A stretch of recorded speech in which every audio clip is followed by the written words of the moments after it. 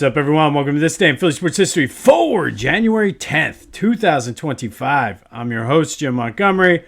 Welcome to a feel-good Friday edition of the podcast, a wild card weekend Friday.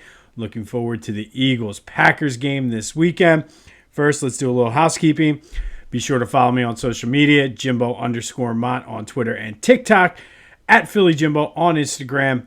Subscribe to the YouTube channel, Jimbo_Mont, and continue to spread the word. Like I say, if you're enjoying this, likely someone in your circle will as well. Hopefully, I've been back and forth with the guy from KYW, looking like hopefully at some point next week, the Fan of the Week feature will be up. I'll keep you posted and give you all the details on that. But great opportunity for us here. And then be sure to check out the guys over at the On Pattison newsletter. We're featured in there a couple days a week. Subscribe, gets delivered right to your inbox. Good Philly sports coverage and takes on Pattison. So be sure to hook them up as well. All right. Well, let's start with a recap of the question of the day. I asked you who you were rooting for, Penn State or Notre Dame. 65% of you out there were rooting for Penn State. Kind of what I expected. I expected more like 60-40 Penn State. But thank you, as always, for participating in the question of the day. We'll have another one here in a couple of minutes. As far as the game goes, Penn State suffered the 27-24 loss. They led late, gave up the bomb, and then lost when Drew Aller threw the interception. Notre Dame kicked the game-winning field goal to move on to the national championship game. And as we usually don't do a lot of college football in here, mainly because this is Philly sports and Temple sucks. But I think it's important to note, and I'm coming at this from an unbiased point of view because I am not a Penn State fan, and I really don't like Penn State. However, I know there's probably a lot of people out there today that are going to be getting on James Franklin, and truthfully, his record speaks for itself in big games against top 5 teams. However, I don't think that game yesterday was on James Franklin. I mean, he had them in a position to win. Players just didn't make the plays, and I know a lot falls on the coach, but I'm not a big James Franklin fan either. However, I don't think that game was so much on him. I did see somewhat this morning on Twitter that folks were like, oh, why are you being aggressive there? You've been pounding the ball all day. And then I do feel it was one of those, had he ran the ball and they didn't get it, why weren't you more aggressive trying to win the game? So I don't put this game on Franklin. Like I said, I know his record speaks for itself, but Penn State, the dream is over. Notre Dame moves on. And as much as I don't want to admit it, it looks like it's Notre Dame, Ohio State. But I will be rooting for the Longhorns tonight because can't stand Ohio State. But interesting let's have some fun here on a Feel Good Friday. We were talking in one of my text chains yesterday about annoying fan bases, and it started with Penn State, Notre Dame, two of the most annoying fan bases. And listen, part of this is my own personal bias. I do think Penn State fans are annoying. There's so many of them, and that's a testament to the school, not getting into all that. But Penn State fans can be a tad bit annoying. I am surrounded by them. My wife's family are all Penn State fans. Not going to say anything bad about them. But Penn State fans can be somewhat annoying for the most part. And I'm coming at this as a Philly fan who many people will say Philly fans are super annoying. And truthfully, I think we are. I think we wear that as a badge of honor. So it is what it is. But I didn't think Notre Dame fans were super annoying. Like, I really don't take Notre Dame fans as an annoying fan base.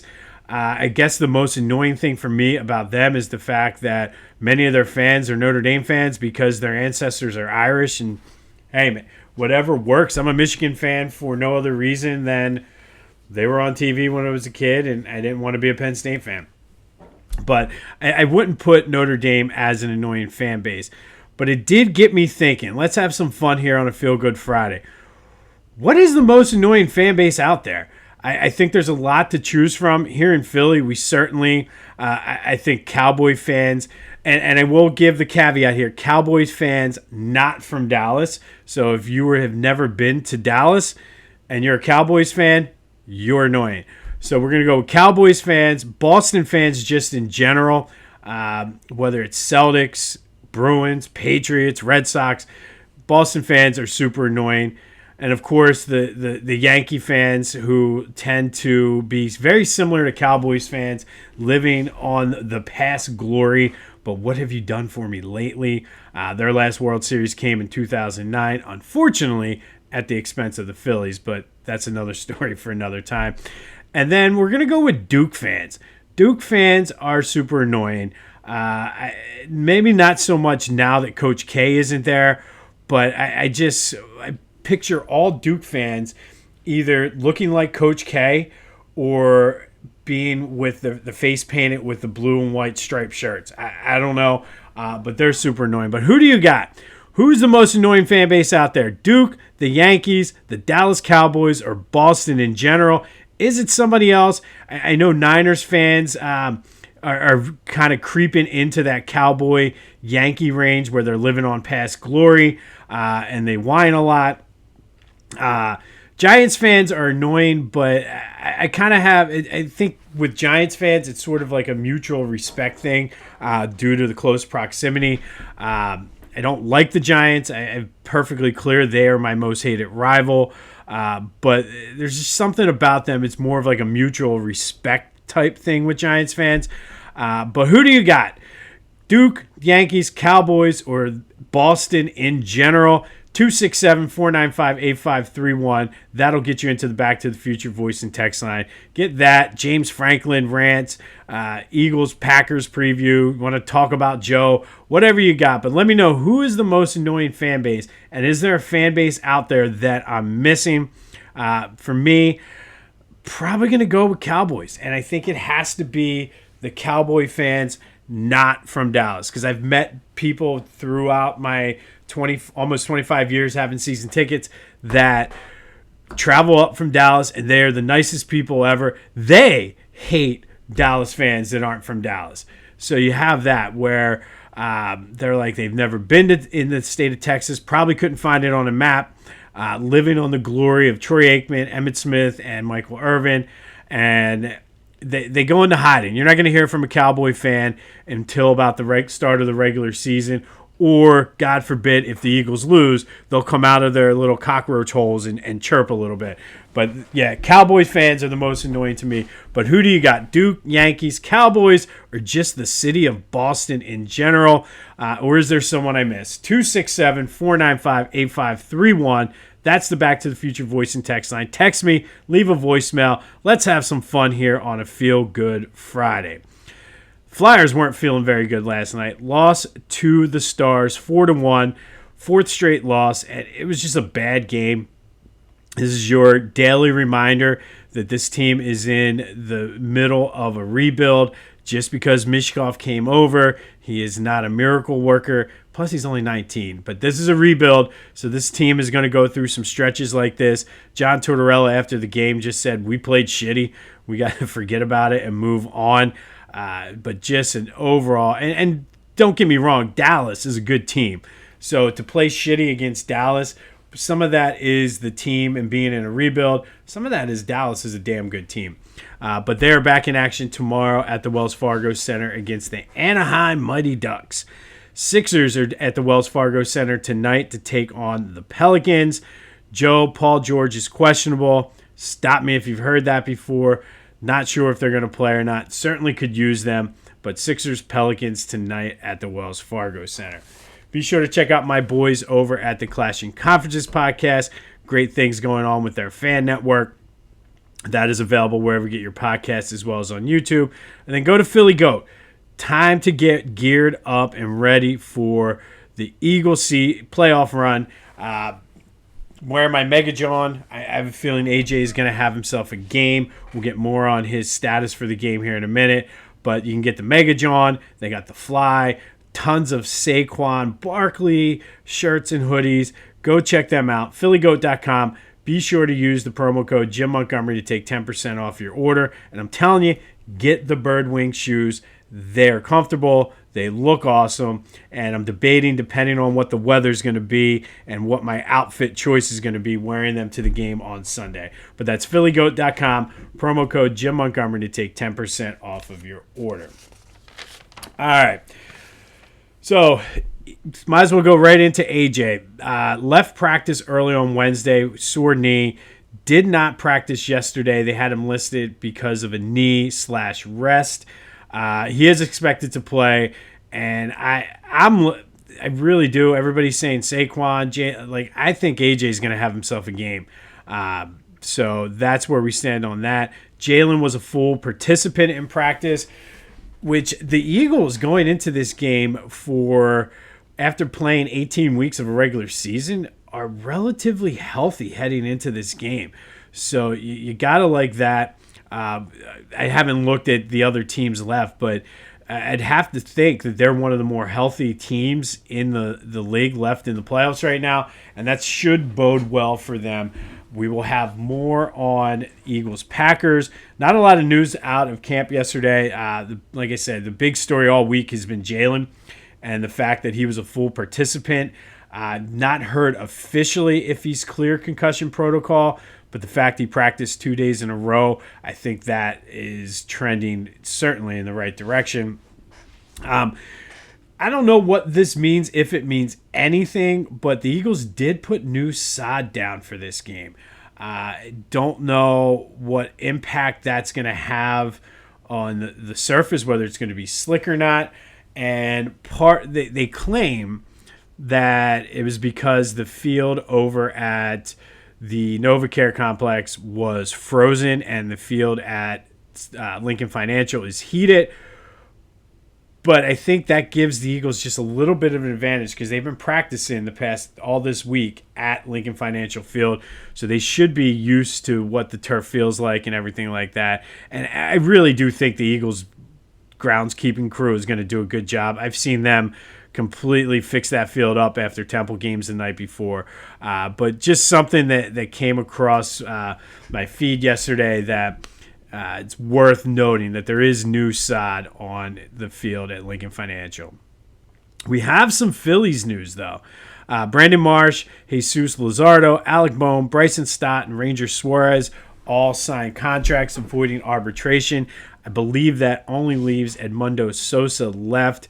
Not sure what the deadline is, but certainly looks like they're going to run it back and just pull the old Ruben Amaro, and you can never have too much pitching and just hope that the bats all don't go cold at the same time. That's a big ask, though, because for the past 3 years, when they go cold, they all go cold. But we'll see. All right, today we have a little bit of an Eagles-Flyers double header. I couldn't choose between the two of these, so I figured we'd go with both of them. First, with the Flyers, back in 1974, they beat the North Stars 7-4 at the Spectrum. Dave the Hammer Schultz had a hat trick for the Flyers, and Dave was known more as the enforcer for the Broad Street Bullies, but the Hammer wasn't too shabby on offense. As a junior player and coming up, he had great offensive skill, but kind of took on that role as the enforcer for the Flyers. This was his second hat trick within a week. He only had 2 in his career, and he had them both this week in 1974. And we all know that 73-74 Flyers team would go on to win the Stanley Cup. Then we're going to go to 1993, and we're going to continue our end of the road, completing it today. We'll get on to some more positive stuff starting tomorrow.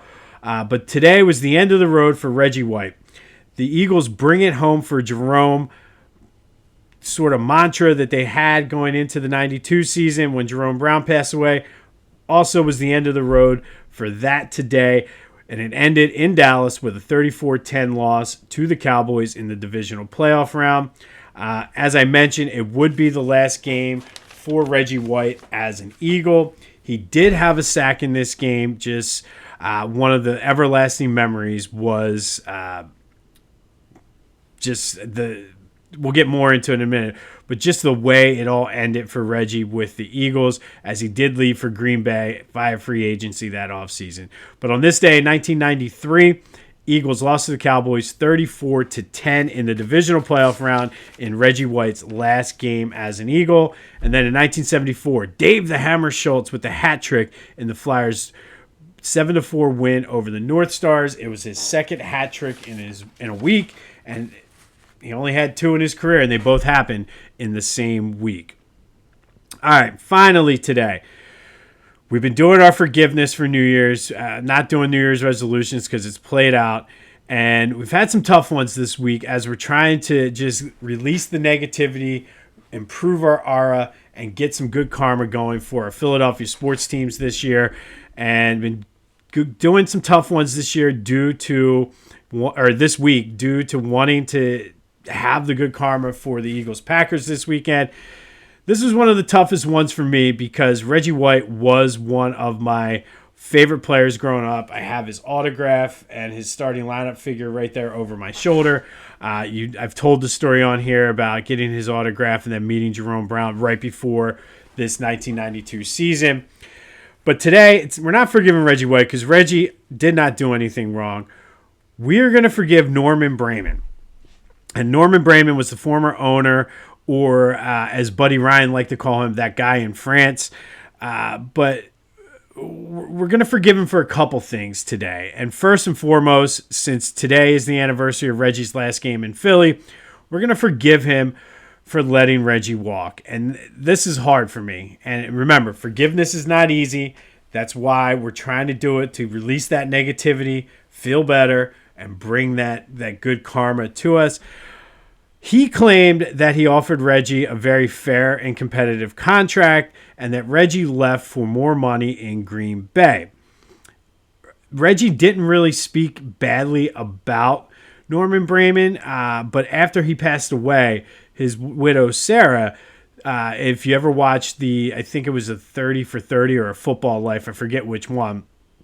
It might have been a Football Life, that Reggie wanted nothing more than to stay in Philly. He didn't want to leave. He wanted to finish and play his whole entire career here, but that Norman Braman never offered him a contract. That it didn't matter what Norman would have offered him, Reggie would have taken it. So, I mean, he's not here to defend himself. Norman Braman is still alive somehow, but we're going to forgive him for letting Reggie walk. It's one of those things I thought I'd never forgive him for, but trying to be the bigger people here in 2025, I'm going to forgive him for letting Reggie walk. Goes right along with the narrative that he was cheap. He was never really invested in the team. He lived in Miami, would only fly up to watch the games. So he was only in Philly roughly 8 times a year, maybe 9 if they had a home playoff game. Also going to forgive him for firing Buddy Ryan. Fired Buddy Ryan because he was 0-3 in the playoffs and famously said, "It's time we stop being a bridesmaid and become a bride." Hired Rich Kotite, who essentially was Norman Braman's puppet. And we all know what happened. Luckily, he sold the team to Jeffrey Lurie in 1994. Jeffrey Lurie quickly fired I guess Lurie was the owner in 1994, so he kind of kept things as is and then fired Rich Kotite because of just Rich Kotite not being a very good coach, and we've already forgiven Rich Kotite, so we'll move on from that. But Norman Braman today, in honor of New Year's and in honor of trying to bring the good karma to our teams, I forgive you for being cheap, for letting Reggie White walk without even offering him a contract, for hiring Rich Kotite and really just completely screwing up the flow of that team. And for all the cheapness that you did, there were rumors that he made the players pay for equipment, kind of cheaped out on some things and this, that, and the other. I don't know that for sure. But if you did do that, Mr. Braman, I forgive you for that. This has literally been the toughest one for me because I've always said I would never forgive him for letting Reggie White walk, especially the way it happened. But We talk a lot on Tuesdays about change and doing the right thing and all of that good stuff. And I'm practicing what I preach. So Norman Braman, as tough as this is, I forgive you for letting Reggie White walk without even offering him a contract. I forgive you for firing Buddy Ryan. I forgive you for hiring Rich Kotite. And hopefully, it's tough. You see, I'm stumbling over my words. It's tough. But I do feel that negativity kind of releasing from my soul. My aura looks a little bit brighter. And hopefully that leads to good karma for our teams in 2024. So Norman Braman, reluctantly, we forgive you. On this day in 1993, Eagles lose to the Cowboys 34-10 down in Dallas.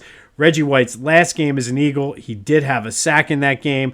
And then on this day in 1974, Flyers beat the North Stars 7-4. Dave the Hammer Schultz with his second hat trick in a week, the only two he had in his career, known more for being the enforcer, but let his offensive game do the talking this week in 1974. All right, we'll have more on the Eagles-Packers tomorrow. Sunday, we'll have our 3 keys to the game. Hopefully, Joe and PG play tomorrow. I don't know. Be sure to let me know who the most annoying fan base is. Duke, the Yankees, Cowboys, or just Boston in general. Let me know your thoughts on Franklin, too. I'm curious to hear that. I really don't think this one's on Franklin, but I know there's going to be a lot of people out there ripping him. Listen, he got them to the national semifinal, and I mean, best season non-national championship-wise probably that Penn State has ever had.